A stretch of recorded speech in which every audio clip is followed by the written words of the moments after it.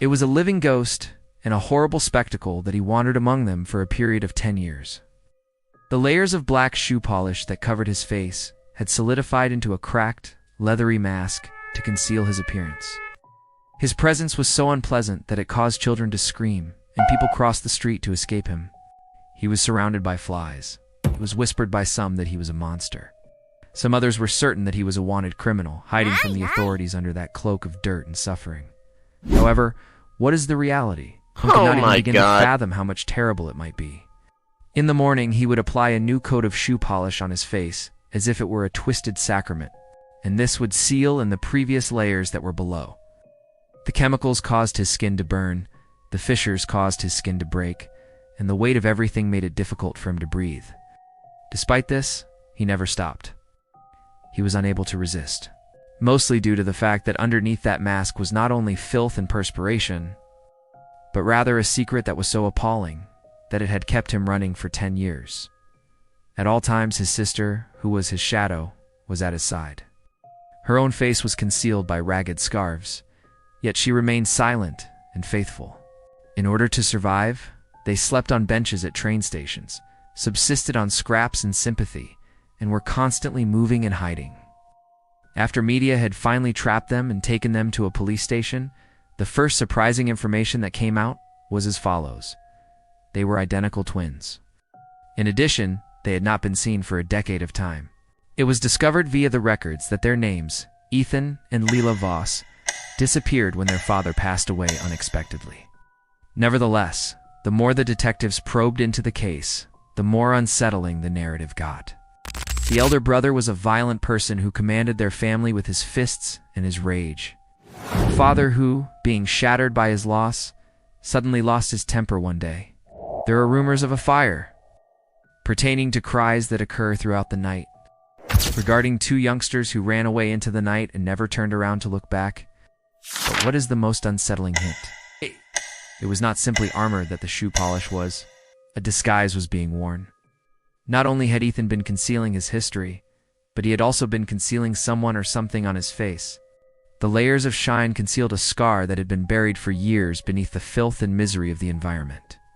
As a brand, it was a mark that their elder brother had etched into his flesh on the night that they managed to escape. It is a message, as a prod. I'll find you as that Lila. It wasn't only that she was his sister. As his alibi, she wasn't. To the extent that everyone thought she had passed away, the truth would be revealed to everybody who ever had the opportunity to see Ethan's true face. Lila screamed and clawed like a wild beast to remain on the streets when the authorities gave them refuge.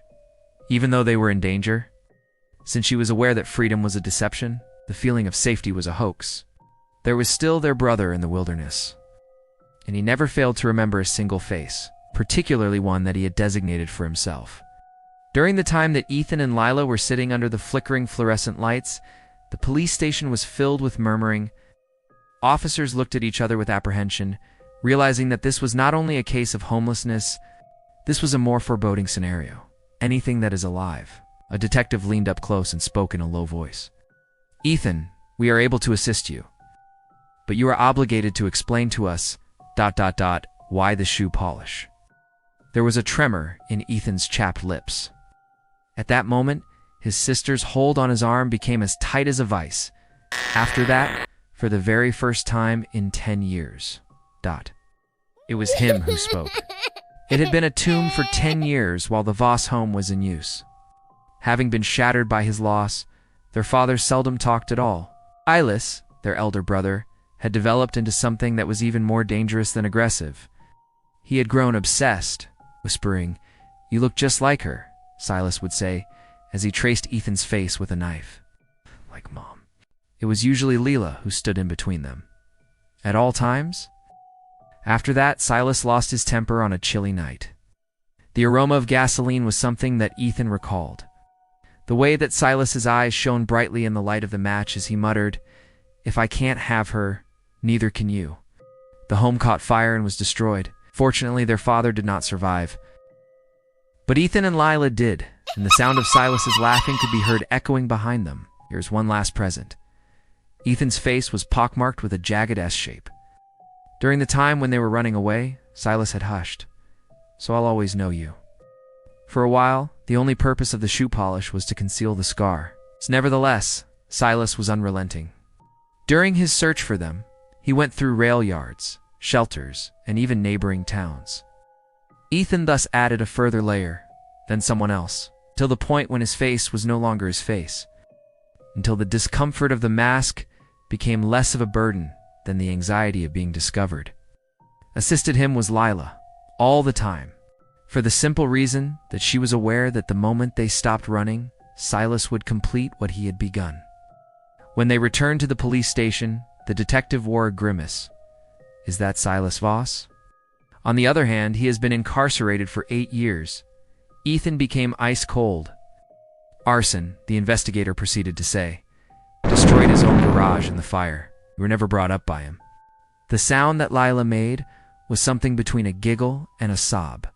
During all of this time, all this suffering, Silas had not even bothered to seek for them in the first place.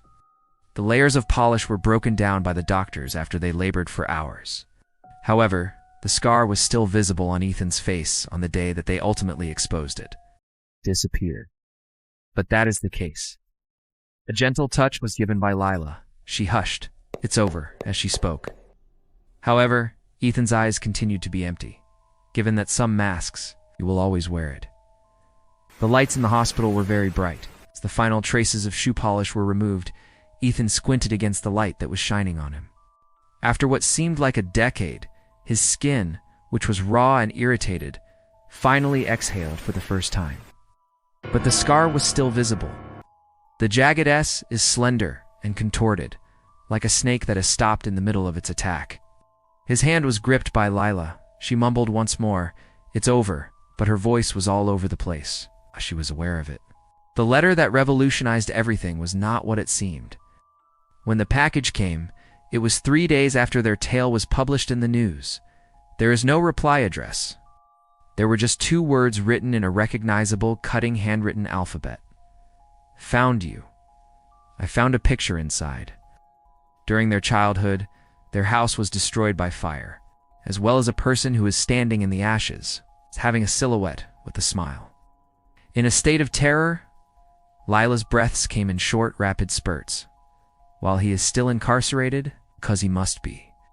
However, when they gave the jail a call, the person on the other end of the line hesitated. Is that Silas Voss? Yesterday he was freed from custody. As a result, the cops did not take it carefully. A letter that is eerie, just that's it? However, Ethan was aware of it. This was not just Silas's way of exacting retribution. It was his intention to get the scar. Mostly due to the fact that Silas had muttered one more sentence late that night, while the flames were climbing the walls. It's not simply my initials, she said. Yes, that is a key. What is the key to? It was unknown to Ethan.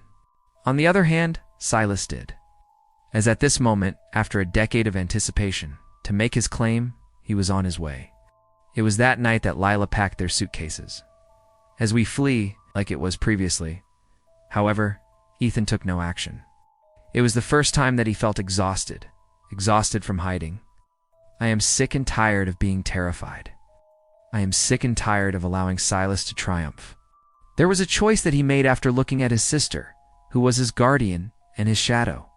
No more running. After that, he went to the kitchen and grabbed a knife, and carried out the one thing that Silas didn't anticipate at all. Upon breaking down their door at 3 a.m, Silas saw Ethan waiting for him, face exposed. The scar has disappeared. Silas's growl morphed into a questioning expression. What did you do? While Ethan grinned, blood was trickling from the area of his face that had been scarred and removed. Erased your key. Silas made a lunge, but it was too late for him, simply because Lila was following him. Or is it this time? By her side was the knife. One of the officers halted later on while they were transporting Silas's corpse away from the scene. What was the scar really for? Even Ethan did not respond. Lila's gaze, however, quickly shifted to the locket that was hung around her neck, the one that she had never removed. One little piece of paper was found within, the number of a bank account. The last present from their mother. Silas's true motivation for going after them is not for vengeance.